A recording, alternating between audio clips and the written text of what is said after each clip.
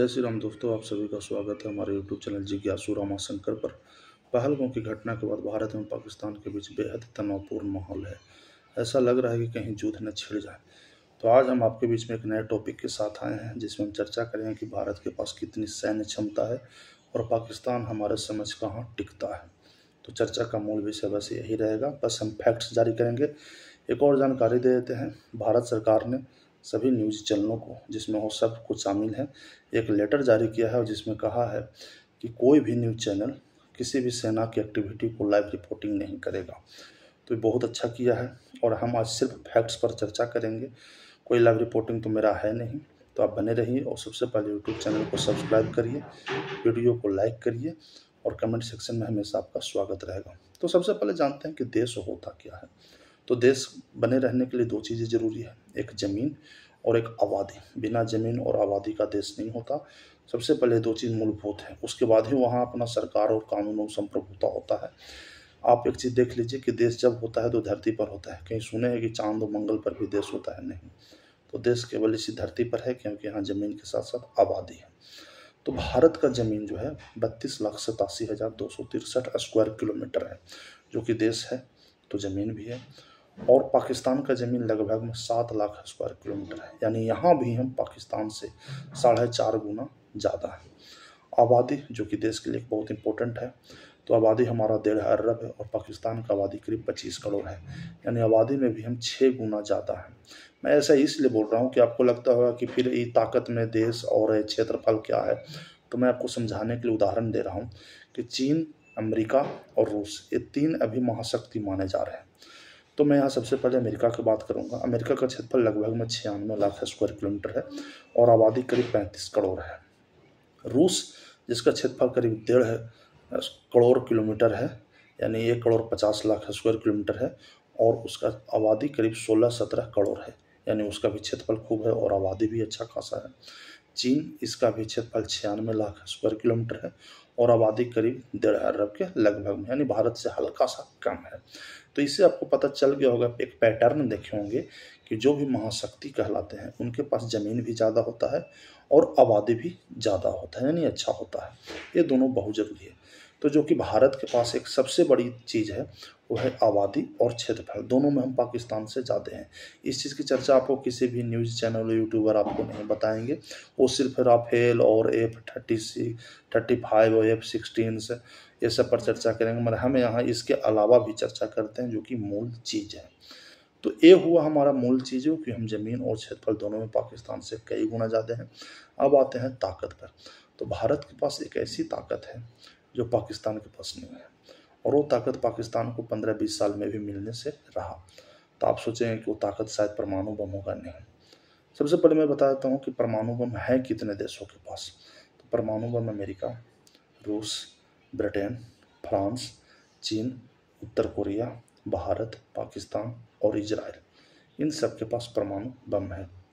और हाँ, वीटो का जो 5 मेंबर होते हैं सुरक्षा परिषद के अस्थायी सदस्य, तो एक चीज़ याद रखिएगा, इन वीटो के जितने भी 5 मेंबर्स हैं सबके पास परमाणु बम हैं। तो यहाँ पर ही भारत सरकार और पाकिस्तान का जो है, इन दोनों के पास परमाणु बम है मगर वीटो पावर नहीं है। तो इसका एक अलग मैटर हो गया कि परमाणु बम तो दोनों देशों के पास है, तो ताकत का तो कोई यूज रहा नहीं, क्योंकि परमाणु बम दोनों हैं तो एक दूसरे पर तो जल्दी इतना छोटी छोटी बातों पर यूज नहीं करेंगे, वो तो एकदम लास्ट ऑप्शन है। मगर एक ताकत है जो उसके पास नहीं है, और वो है एयरक्राफ्ट कैरियर। हमारी नेवी के पास 2 एयरक्राफ्ट कैरियर है, विक्रांत और विक्रमादित्य, जो पाकिस्तान के पास नहीं है। पाकिस्तान के नेवी के पास कभी भी, न पहले न अभी, कभी भी उसके पास अभी भी विक्रमादित्य जैसा और विक्रांत जैसा कोई एयरक्राफ्ट कैरियर नहीं है। एयरक्राफ्ट कैरियर होता क्या है मैं जानकारी दे देता हूँ। बीच समुद्र में एक चलता फिरता, समझिए एयरपोर्ट ही है, रनवे ही है, जहाँ लड़ाकू विमान उतरते हैं, अपना रिफ्यूलिंग करते हैं और कुछ देर रुकते भी हैं और उसके बाद उड़ान भरते हैं। इससे फ़ायदा क्या होता है, जैसे मान लेते हैं कोई विमान उड़ा और बहुत दूर हो जाके जा रहा है, बहुत लंबे ऑपरेशन हो रहे हैं, उसे लैंड करने की ज़रूरत है। तो अगर हमारा जो एक एयरक्राफ्ट कैरियर है वो चलता फिरता तो रनवे है, तो वहाँ पर जाकर के वो पहुँच गया।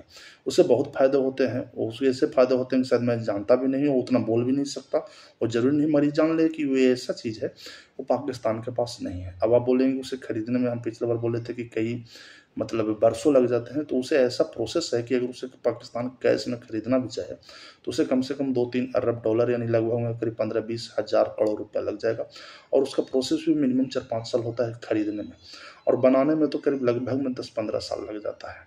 यानी उसको स्टार्ट होने में, कमीशन होने में कम से कम 15 साल लग जाएगा। तो पाकिस्तान के साथ जो ताकत की मैं बात कर रहा हूँ उसमें हर हाल में हम आगे हैं। रही बात एक्टिव मिलिट्री की संख्या में, तो भारत में 15 लाख है एक्टिव मिलिट्री, एंड पाकिस्तान के पास मात्र 5 लाख है, यानी यहाँ भी हम 3 गुना उससे ज़्यादा हैं। रही बात सेना के लड़ाकू विमान, तो पाकिस्तान के पास मात्र 500-600 लड़ाकू विमान है, भारत के पास 1500 से ऊपर लड़ाकू विमान है, तो यहाँ भी पाकिस्तान से हम 3 गुना ज़्यादा हैं। रही बात गाड़ियों की संख्या, जो सेना में टोटल जो गाड़ियाँ होते हैं, 4 व्हीलर से लेकर के जितने भी बख्तरबंद गाड़ियाँ, बुलेट प्रूफ गाड़ियाँ, वो हमारे पास करीब 1 लाख से भी ऊपर है। पाकिस्तान के पास ऐसी कोई गाड़ी ज़्यादा नहीं है तो बहुत कम संख्या में, 15-20 हज़ार की संख्या में ही ऐसी गाड़ियाँ हैं। तो पाकिस्तान हमारे समझ कहीं भी नहीं टिकता है, और टिक भी नहीं सकता, क्योंकि उसकी औकात भी नहीं है। और रही बात जाकर के हमारा मोरल का, सबसे बड़ा ज़रूरी है, तो हमारा मोरल हाई है। हाई क्यों है? क्योंकि हमने पाकिस्तान को हर युद्ध में हराया है। अगर इस बार भी अगर युद्ध होगा तो हम उसे हराएंगे। मोरल एक सबसे बड़ा चीज़ है भाइयों। अगर आप मान लेते हैं पहले किसी से बार बार जीत जाते हैं, तो आपका मोरल पहले से हाई रहता है, और सामने वाला का मोरल पहले से डाउन रहता है। वो हमेशा नाटक करेगा जीतने का, मगर एक्चुअल में तो जीता है नहीं।